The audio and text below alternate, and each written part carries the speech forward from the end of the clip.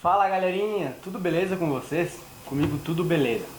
No vídeo de hoje então a gente vai aprender a diferenciar então por algumas estruturas anatômicas a diferença de serpente peçonhenta de uma serpente não peçonhenta. Mas eu já vou avisando para vocês. Na biologia há exceções, como por exemplo, há um mamífero que voa. Esse mamífero é o morcego. Há um mamífero apenas que põe ovos. É o ornitorrinco lá na Austrália. Então, tudo na biologia há exceções.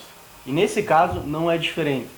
A gente vai estar aqui aprendendo a identificar então uma estrutura que as serpentes peçonhentas possuem, mas um grupo delas não possuem essa presença desse órgão. E a gente vai estar aí diferenciando e, claro, então lembrando com essa exceção.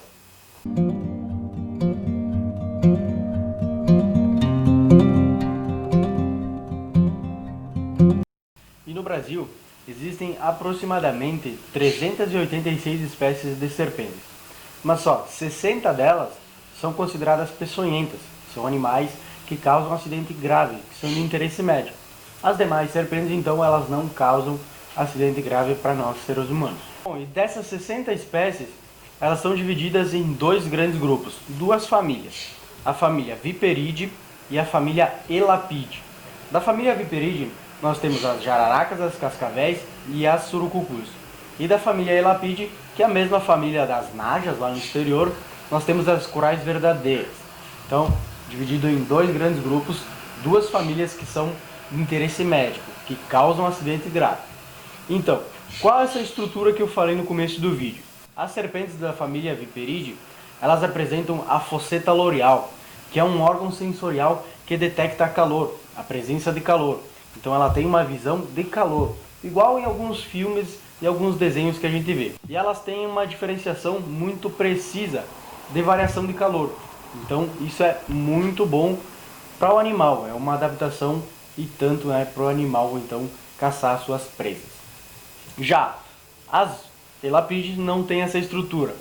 E essa estrutura ela se encontra na região da cabeça, claro, entre a narina e o olho da serpente. Como vocês estão vendo na imagem aí, é uma estrutura redonda.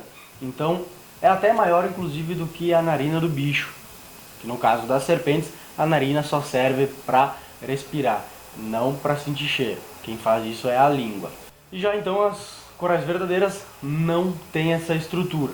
E por cima disso, algumas crendices, como a gente vê em alguns livros didáticos. Algumas informações que não são corretas para a identificação de serpente peçonhenta.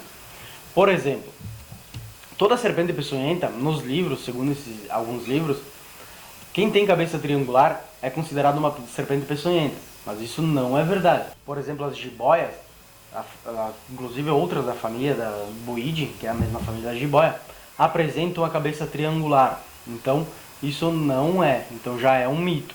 Outra confusão é a respeito da cauda do bicho. Se ela afina bruscamente ou se ela afina devagar. Mas isso também é mentira. Isso está ligado ao sexo do animal, se é macho ou se é fêmea.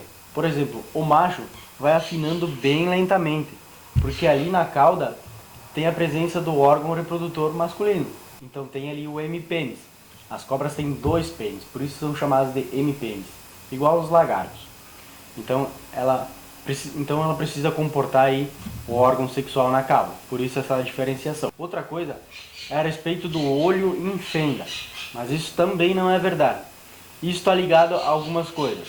Por exemplo, alguns animais predadores possuem esse olho em fenda, eles conseguem ter um cálculo de distância para dar algum bote ou algo similar. E também para a entrada de luz. Animais que têm o olho em fenda geralmente são de hábitos noturnos. Então, eles conseguem ter um ajuste da entrada de luz maior do que outros.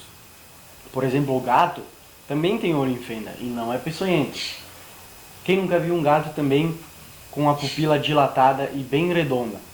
Geralmente quando se coloca uma luz, então ele consegue ter esse ajuste maior na entrada de luz.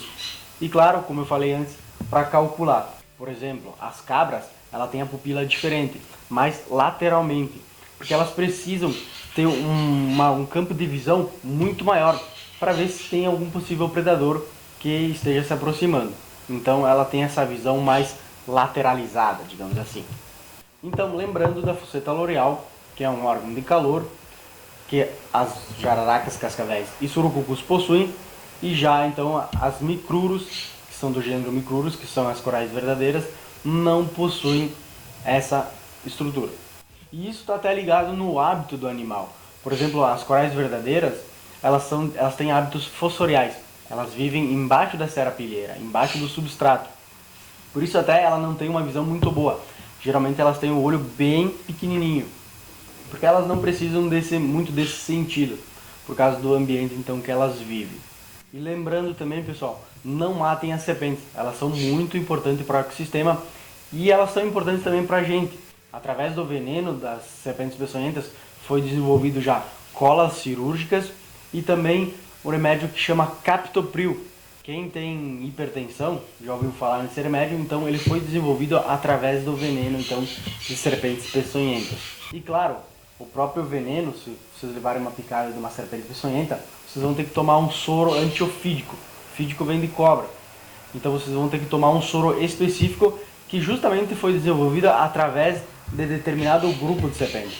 Por exemplo, se eu tomei uma picada de cascavel, eu vou ter que tomar um soro que foi desenvolvido através do veneno da cascavel.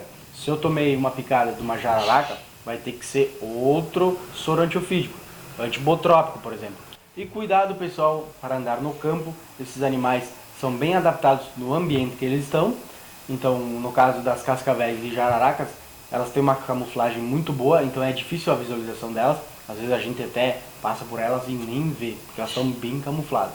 E diferente das corais verdadeiras, que elas têm hábitos fossoriais, como eu falei, então é mais difícil a visualização dela, por mais que ela tenha essa cor chamativa, que alerta, que quer dizer alerta de perigo. Eu espero que vocês tenham gostado, não se deixe de se inscrever no canal, curta, compartilha, e eu espero que eu tenha ajudado de alguma forma. Até o próximo vídeo, valeu!